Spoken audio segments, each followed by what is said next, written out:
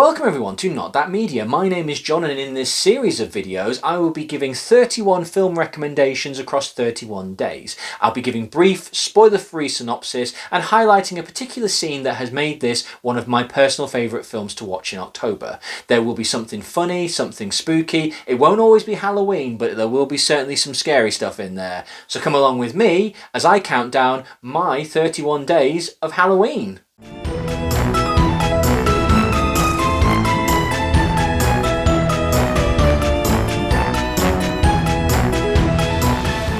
In Rob Zombie's 2002 movie House of a Thousand Corpses, on October 30th, 1977, three intrepid youths travel across the American landscape researching a book on unusual roadside attractions. During one pit stop, they encounter a petrol station owner, Captain Spaulding, who introduces them to the Museum of Monsters and Mayhem, where they learn of the legend of Dr. Satan.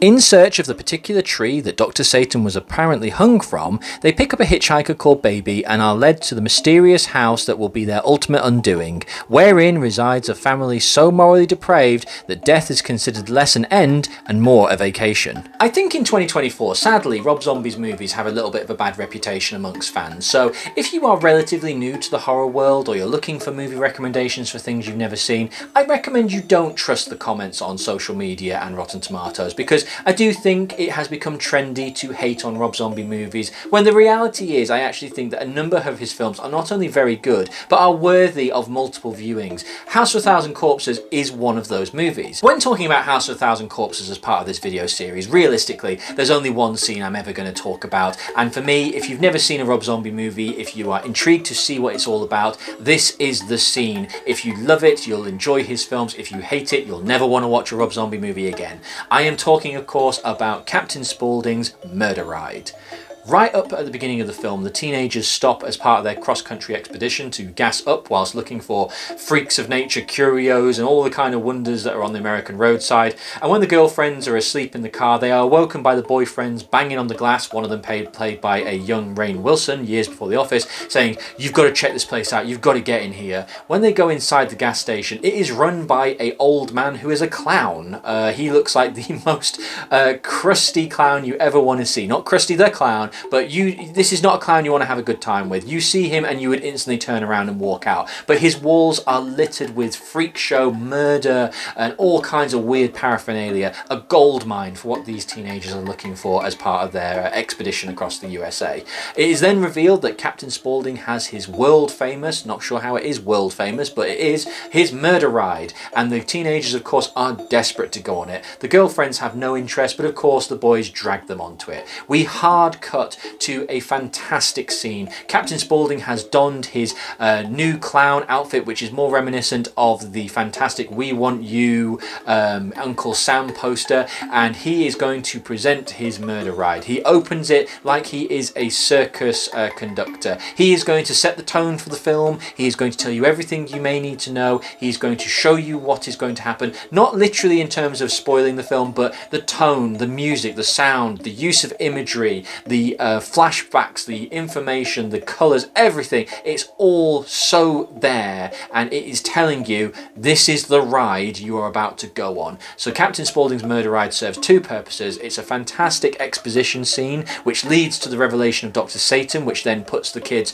on their course to destiny, which sadly does not end well for them, but also it tells you as a moviegoer, this is going to be the next hour and a half of your lives, so buckle up, fasten up, and let's go. Sid Haig as Captain Spaulding in this moment is a masterclass in crazy, fantastic acting. He is so good. He reeks so much confidence, so much attitude, so much comedy, but is also maintaining that very creepy side. This is a man dressed as a clown. He's now suddenly dressed as Uncle Sam for some reason, and yet he is still managing to creep you out. There's something wrong with this clown. We can't quite put our finger on it, but he's going to entertain you. His murder ride is a fantastic flashback, and it's not even a flashback because they're still here. I went on one a week ago. Those old school, really trashy ghost trains that you find at carnivals or fun fairs, the ones that you overpay for a very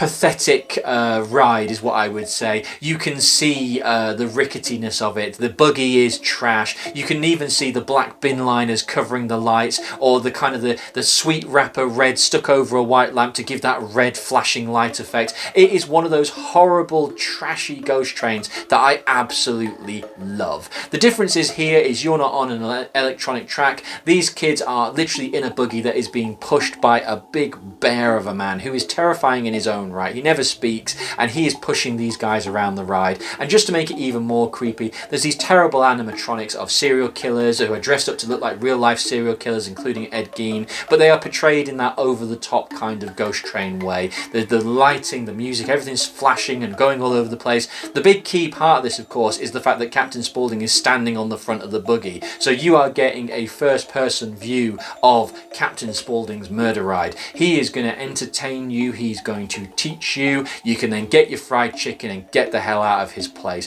It is a fantastic scene. It is funny, it is witty, it is scary, it is creepy. It is everything you need to know about a Rob Zombie film summed up in one scene. It is so bright, colourful, loud, the cuts are so quick. It is a proper attack of the senses. It is an amazing scene, and I love it. I think that Captain Spaulding's murder ride is a fantastic scene. House of a Thousand Corpses does take place at Halloween, so of course you can count it from that regard, but for me, Captain Spaulding, my only complaint about House of a Thousand Corpses is Captain Spaulding is not in it enough. I haven't even got to any of the other main characters. This is very much an ensemble film. Bad things happen to good people. The film is such a ride, for lack of a better word, that I strongly recommend, if you've never seen this film, give it a look.